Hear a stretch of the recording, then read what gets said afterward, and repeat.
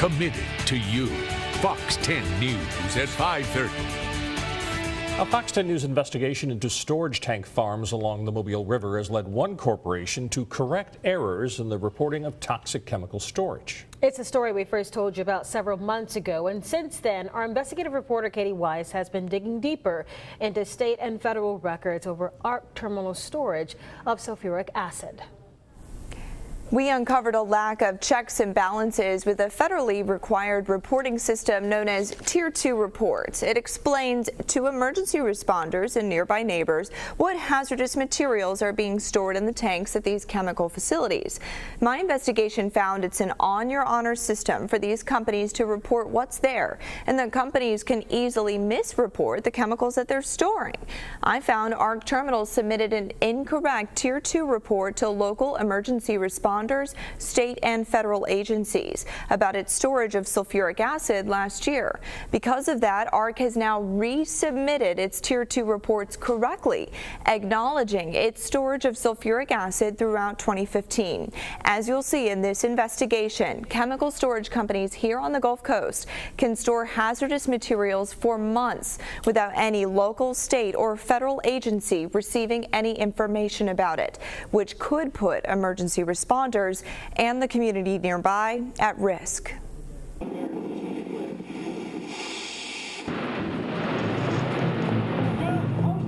Last week's explosion. Yeah, that thing's gonna go. In the last 3 years, at least 70 explosions or fires have occurred nationwide involving petrochemical storage tanks. At least 25 people have been killed and 233 others were injured in those incidents.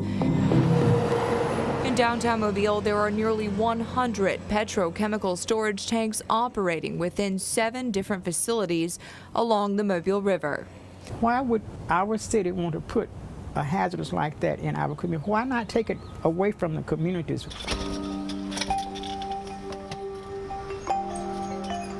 Neighbors living near those facilities fear disaster could be around the corner. There are plenty of places that those tanks could go that would not endanger a community. But you're going to put it right across the street from a school and a community?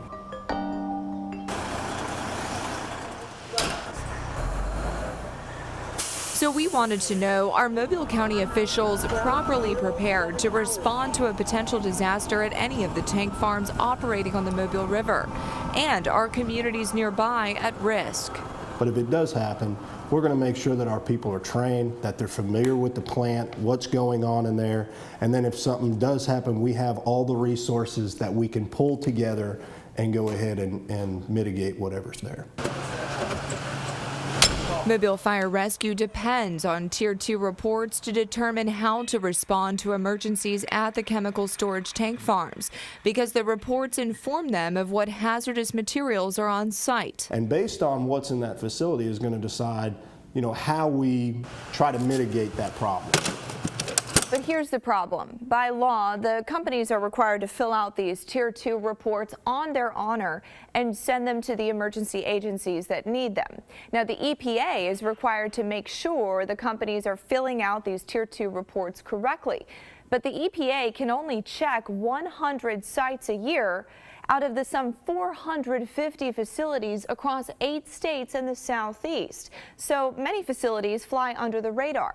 I found that was the case for one facility right here in Mobile. ARC Terminals is a petroleum product storage company operating 2 facilities on the Mobile River. In February 2015, ARC called the Alabama Department of Environmental Management, or ADEM, to ask if it would be okay to store 3.8 million gallons of sulfuric acid on its Blakely Island property. ADEM told ARC no, and that the company would need to apply for a new permit to house the chemical legally. So ARC did just that.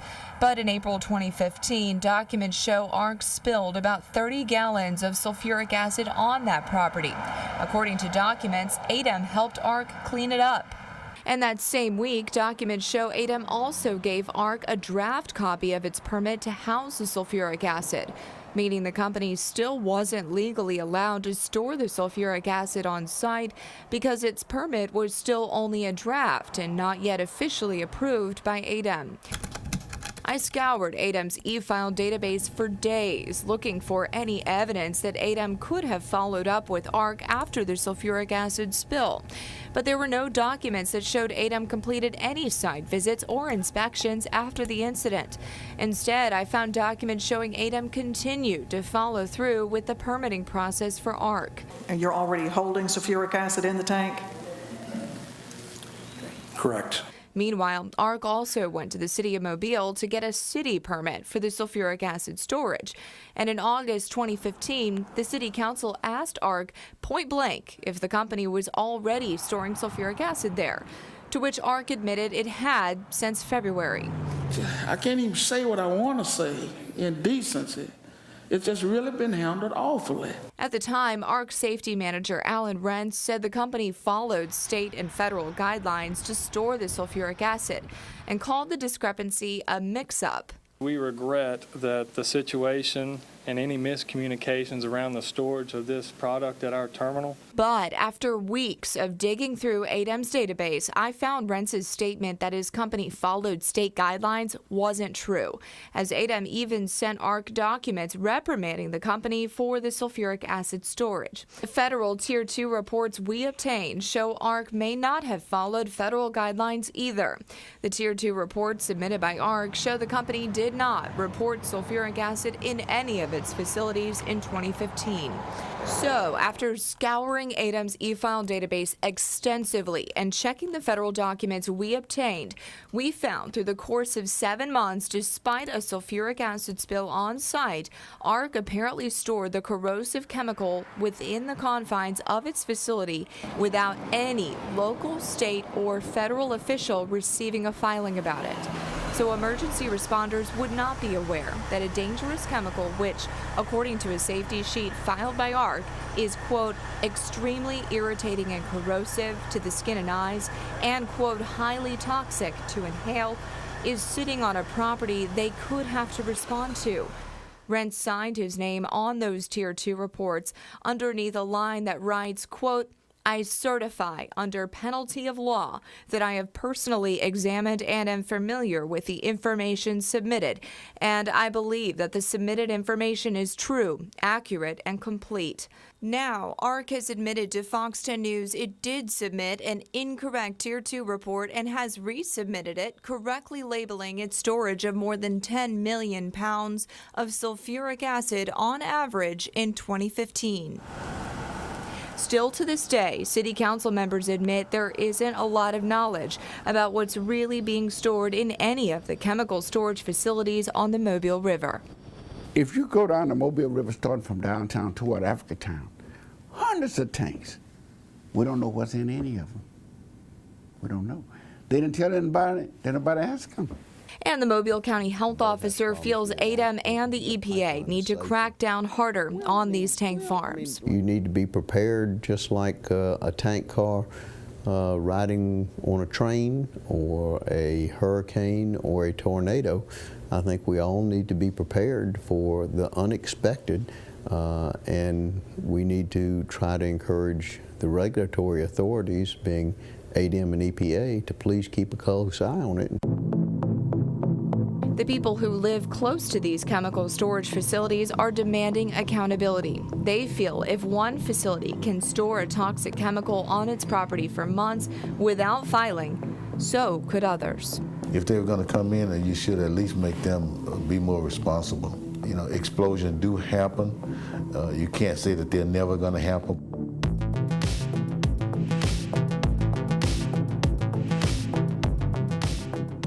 The EPA tells me it will, quote, evaluate the compliance status of ARC terminals in consideration of the information I have shared with the agency to determine what, if any, actions are necessary and appropriate.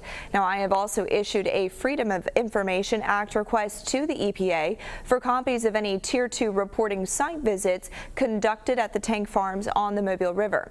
I'm yet to receive those documents. Meanwhile, Alan Rentz with ARC stated he, quote, filed the Tier 2 report for the Blakely terminal in 2016 when it was due after all the sulfuric acid had been removed from the property and at a time when no sulfuric acid was expected to ever be back on the property. However, Renz did not address our question about the time period where no reporting was filed on sulfuric acid. Renz also claimed without explanation that unidentified agencies already knew about the sulfuric acid via, quote, previous reporting, which I did not find and they did not explain. Renz maintains, though, his company did not put emergency responders at risk. Now, I also reached out to ADEM for follow-up comments, but I have not received a response.